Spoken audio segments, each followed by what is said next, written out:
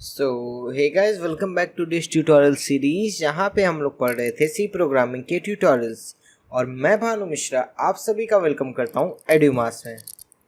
आज इस वीडियो में हम लोग बनाने वाले हैं प्राइम नंबर का प्रोग्राम।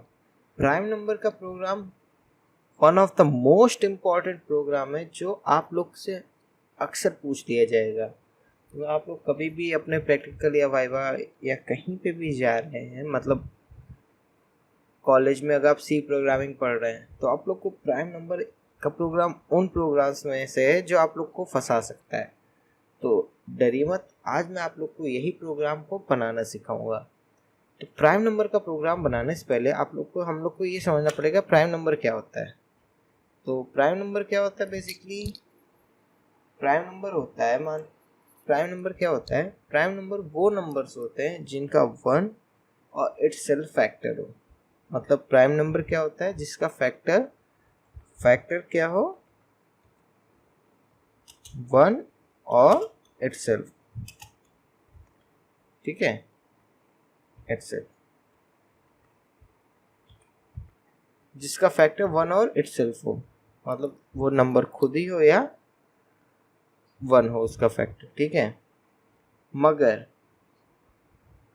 इसको एक और तरीके से कहा जा सकता है जिसका दो फैक्टर हो। जिसका दो फैक्टर हो, क्यों कहा जा सकता है कि नहीं? बिल्कुल कहा जा सकता है, क्योंकि प्राइम नंबर के अलावा आप कोई भी नंबर उठा लीजिए, उसका दो अलग अलग फैक्टर हो। इसको मैं करेक्ट करना चाहूँगा, दो अलग अलग फैक्टर हो। फैक्टर समझे?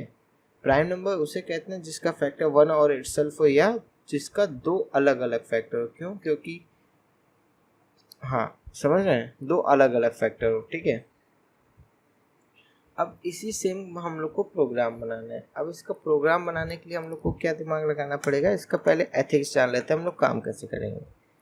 तो सबसे पहले क्या होगा, हम लोग यूज़र से नंबर इनपुट कराएंगे। ठीक है, यूज़र मान लेते कोई भी नंबर इनपुट करेगा, उसको हम लोग स्टोर कर देंगे।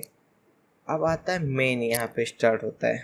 हम लोग एक लूप लगाएंगे। लूप में क्या होगा, जो मान लेते हैं यूज़र मान लेते हैं 89 एंटर किया। ठीक है, अब क्या उस लूप में करेंगे, जो कंडीशन देंगे उसमें हम लोग क्या रखेंगे, जो वैल्यू हो 89 तक वो चेक करे कि उसका जो फैक्टर हो।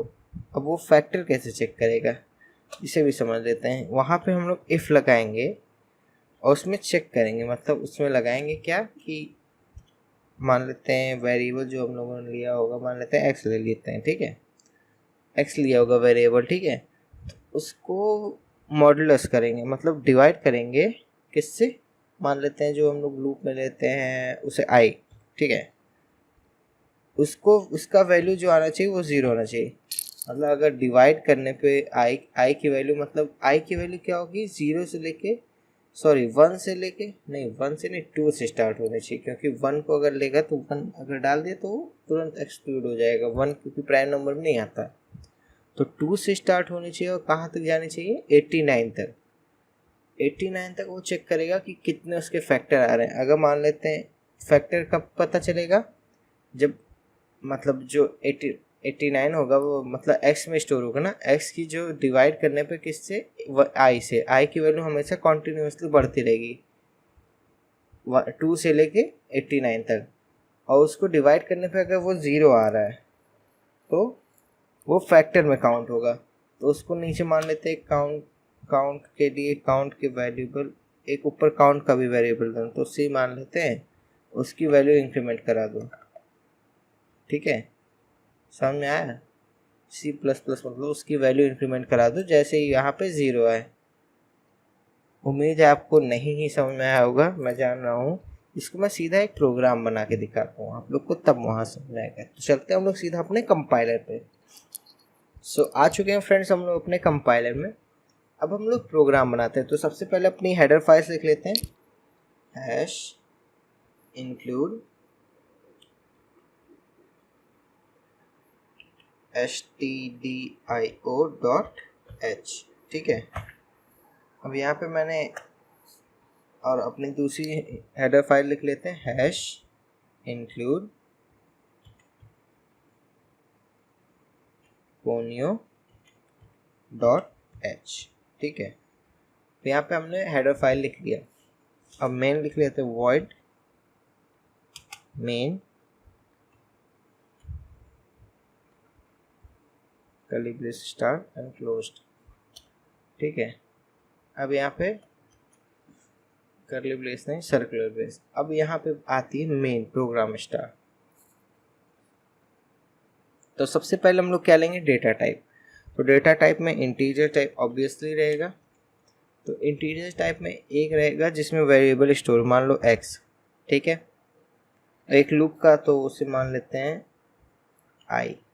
ठीक है, और एक जहाँ पे मतलब जैसे जब x जो होगा वो i से डिवाइड होगा, x का फैक्टर i जब निकलेगा तो जो वैल्यू इंक्रीमेंट होगी उसको भी रखना पड़ेगा। तो उसको रख लेते हैं, मान लो क्या रख लें, c रख लेते हैं। चलो c कॉमन रख c, और इसकी वैल्यू हम लोग को पहले से असाइन करनी पड़ेगी, c इक्वल टू 0। ठीक है, c की वैल्यू हम लोग ने खुद से पहले से ही असाइन कर दी। ठीक है, अब आता है मेन प्रोग्राम स्टोर, अब आता है मेन प्रोग्राम स्टार्ट। तो पहले हम लोग क्या देंगे, प्रिंट एफ, मतलब प्रिंट कराएंगे क्या कि आप क्या करो, अपना कोई नंबर इनपुट करो, कोई भी, enter any number to check prime. ठीक है, enter any number to check prime number. ठीक है, अब उधर से एंटर होगा, मान लो यूजर एंटर किया। ठीक है, तो इसे स्टोर कर दो, स्कैन एफ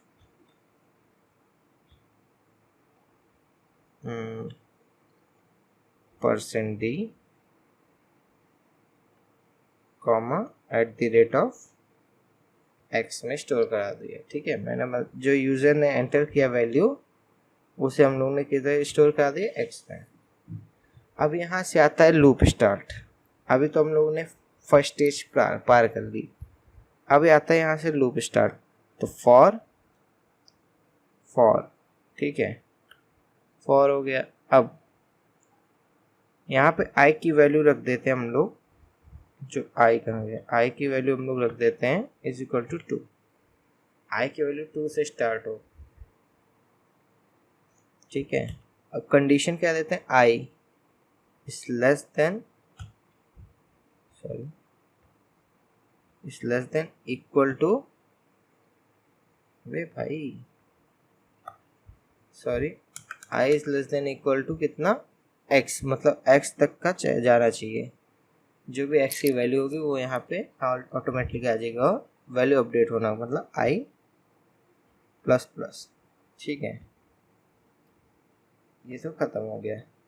वही जब लूप चलेगा तो इसके अंदर हम लोग को क्या करना है, अब हाँ, अब इसमें क्या करना पड़ेगा, हम लोग को यहाँ पे इफ़ लगाना पड़ेगा। ठीक है, इफ़ क्यों, क्योंकि हम लोग को अब i की वैल्यू इंक्रीमेंट हो रही है। अब हम लोग को चेक करना है कि फैक्टर है कि नहीं।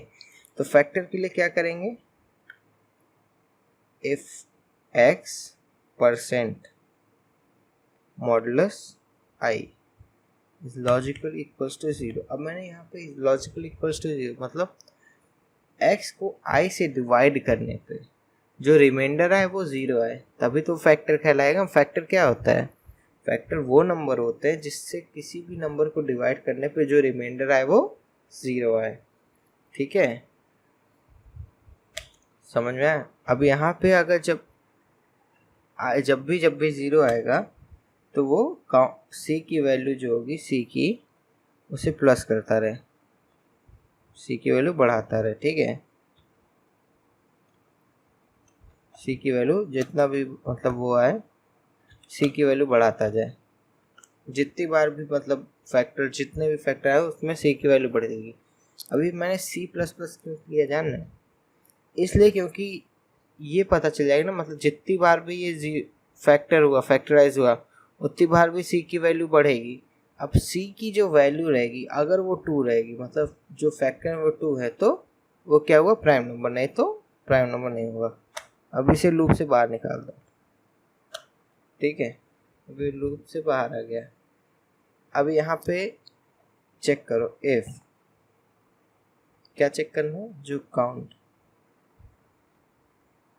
सी की वैल्यू चेक करनी है।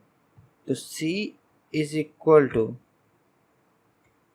लॉजिकल इक्वल्स टू 2, मतलब सी की जो वैल्यू हो 2 हो, देन प्रिंट क्या करना है,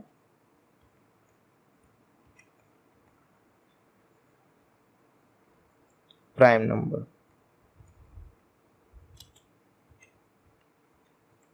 मतलब तब क्या प्रिंट कर दो, प्राइम नंबर है, ठीक है, नहीं तो एल्स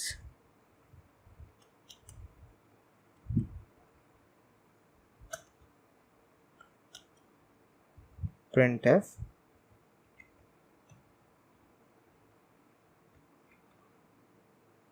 नॉट प्राइम, ठीक है।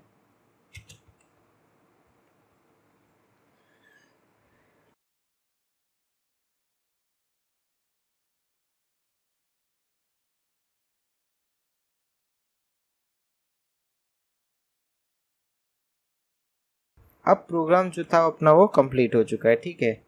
अब इसको हम लोग एक बार चेक कर लेते हैं। तो पहले मैं गेट सी एच लगा दूं, गेट सी एच, और इसको क्लोज करता हूँ। अब इसे कंपाइल करके देखने से पहले एक बार चेक कर लेता हूँ कोई गलती तो नहीं है। नहीं, वैसे कंपाइल करके देखते हैं, कोई गलती नहीं। अब इसे रन करा के देखते हैं। मान लेते हैं मैं क्या एंटर करूँ नंबर, मान लेते हैं हम लोग चेक करने के लिए क्या डाल देते हैं 8। सो ये था ये वीडियो। वो पे आपको प्राइम नंबर का ये प्रोग्राम समझ में आएगा। अगर ये प्रोग्राम समझ में आता है तो आप इस वीडियो को लाइक ज़रूर कर दें और साथ ही साथ चैनल को सब्सक्राइब करके बेल आइकन को प्रेस कर दें ताकि कोई भी वीडियो मिस ना हो सके। और हाँ, अगर आप लोग को पता ना हो तो आज शाम को 5 बजे एक वीडियो डलने वाली है जिसमें आपको एक पूरी वीडियो में मैंने सी प्रोग्रामिंग का A to Z समझाया है। तो वो वीडियो आप किसी भी हालत में मिस ना करें, मैं तो यही कहूँगा आपसे। और इस चैनल को सब्सक्राइब करके बेल आइकन को प्रेस करके रखें ताकि वो वीडियो आपसे मिस ना हो सके। मैं मिलता हूँ आपसे नेक्स्ट वीडियो में, तब तक के लिए have a good day guys.